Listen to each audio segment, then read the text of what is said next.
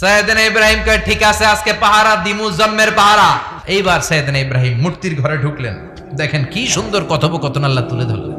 মূর্তির ঘরে দেবীর ঘরে ঢুকে উনি ঘুরে ঘুরে তাকায়, দেখে একটা এমনি আর একটা ব্যাগ, এক একটা সামনে কালো জাম, লাল জাম, রসগোল্লা, চামচাম, দুধ মালাই, মালাই চপ আছে না নাই?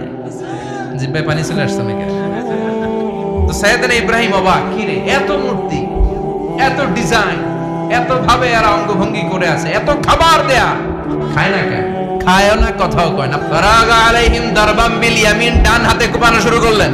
মারতে মারতে সব শেষ, তারপরে খুঁজে পেলেন একটা কুড়াল। কি পেলেন?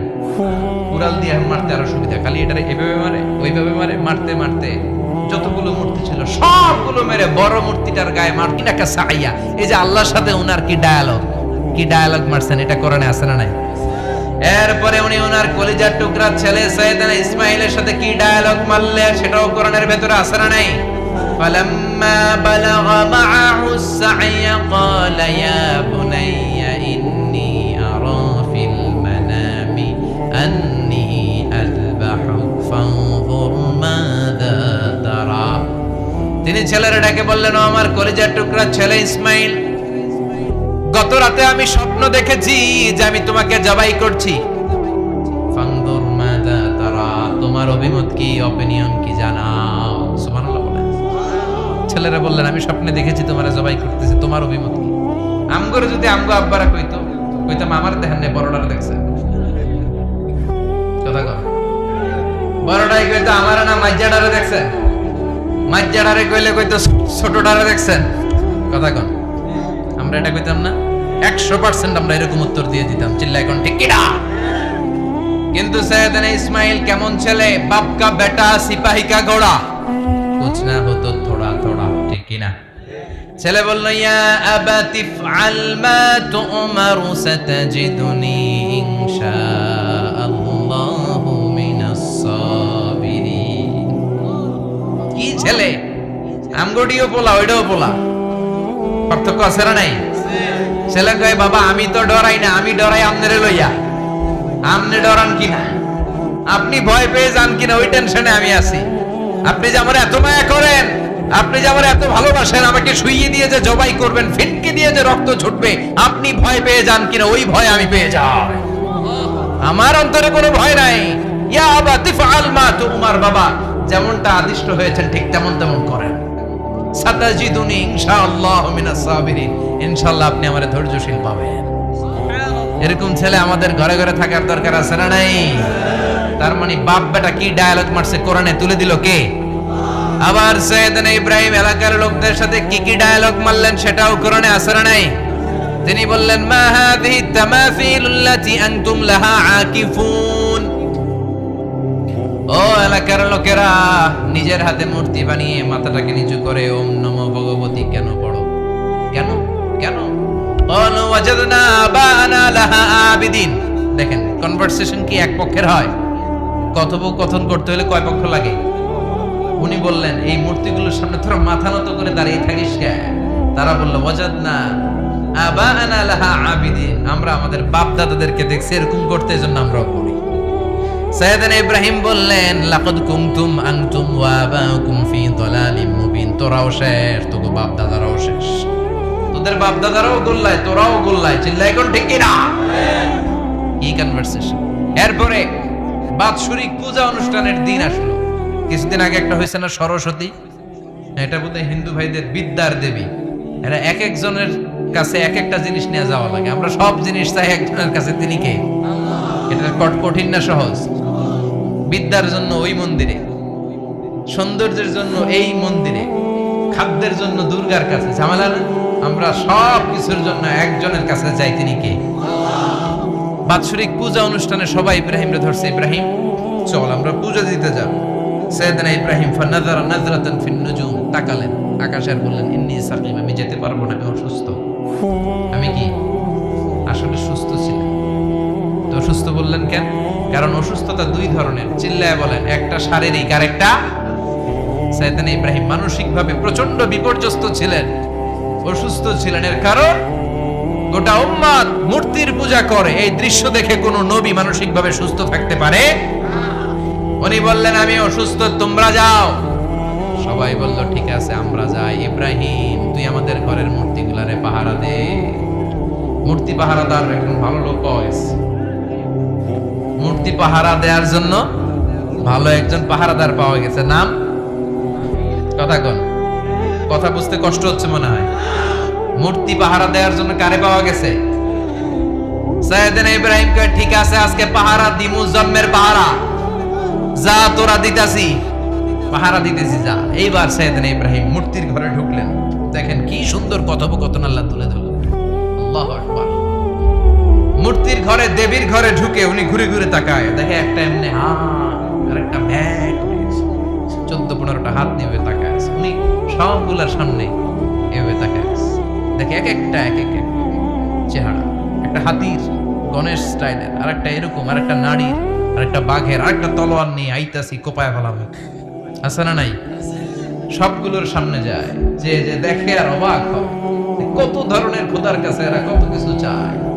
আর যে দেখে প্রত্যেকটার সামনে ডেজার্টস আইটেম, মিষ্টান্ন, এক একটার সামনে রসমালাই, এক একটার সামনে কালো জাম, লাল জাম, রসগোল্লা, চামচাম, দুধ মালাই, মালাই চপ। আছে না নাই?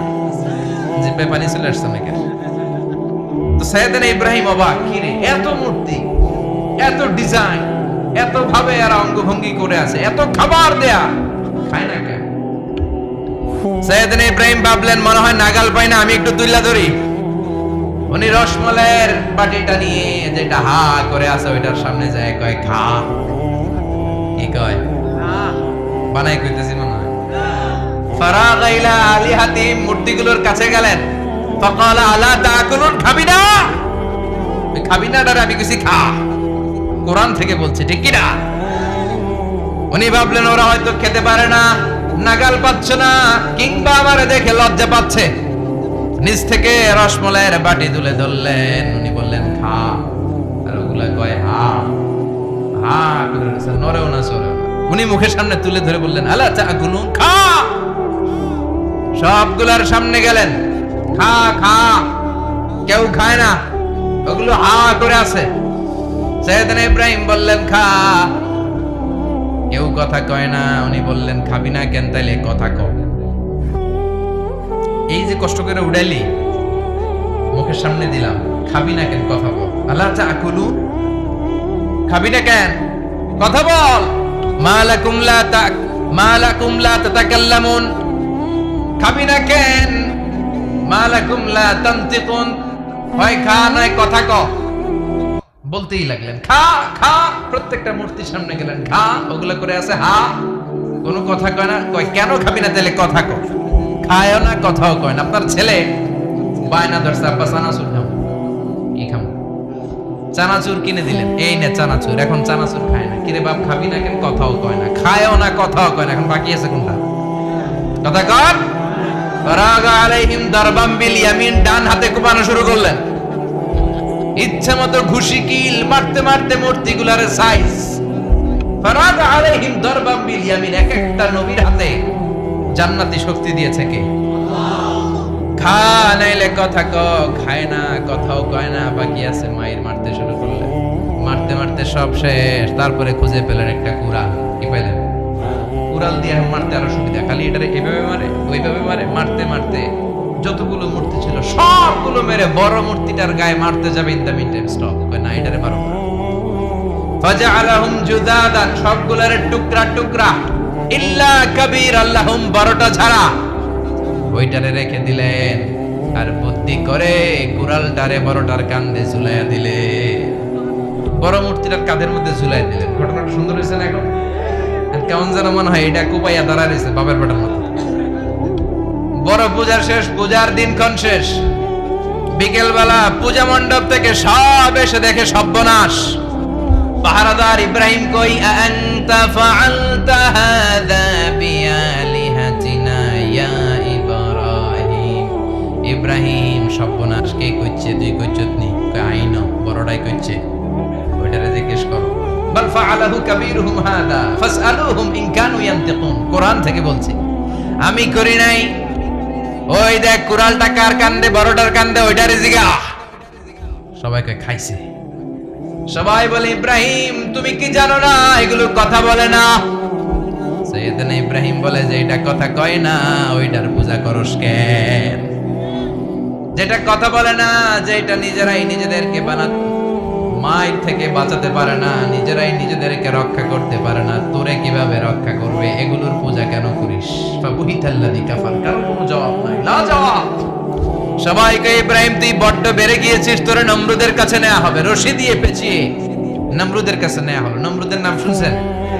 শোনেন নাই বোধহয়, শোনেন নাই? পৃথিবীতে 4 জন বাদশা ছিল, যারা গোটা বিশ্বের বাদশা। গোটা বিশ্বের 2 জন কাফের, 2 জন মুমিন। মুসলমানের একজন হচ্ছে যুলকারনাইন, আরেকজন হচ্ছে সাইয়েদনা সুলাইমান। কাফেরের একজন হচ্ছে বাখতানাসার, আরেকজন হচ্ছে নমরুদ। এই নমরুদের কাছে নিয়ে যাও রশি দিয়ে বেঁধে। এবার নমরুদের সাথে কি ডায়ালগ মারছে এটা তো আর কোরআনে নাই, কথা কম, এটাও আছে। নমরুদ বলে, ইব্রাহিম শুনলাম তুমি নাকি আমাদের খোদাগুলোরে মারছো, তুমি নাকি কোন আল্লাহর ইবাদত করো, তুমি নাকি কোন নতুন রবের তথ্য নিয়ে আমাদের বাবেল নগরীতে আগমন করেছো। আমি ছাড়া কোনো খোদা আছে বলে তো আমি শুনি নাই। এই বাবেল নগরীতে আমি ছাড়া কোনো খোদা আছে আজকে নতুন শুনলাম। কে তোমার খোদা? কি তার পাওয়া? এবার ডায়ালগ মারা শুরু করলেন সাইয়েদনা ইব্রাহিম। সাইয়েদনা ইব্রাহিম বললেন, রব্বি আল্লাযী ইউহয়ী ওয়া ইউমীত, আমার রব এমন রব যিনি জীবন দেয় আবার মরণও দেয়। জীবন দেয় কে? মরণ দেয় কে?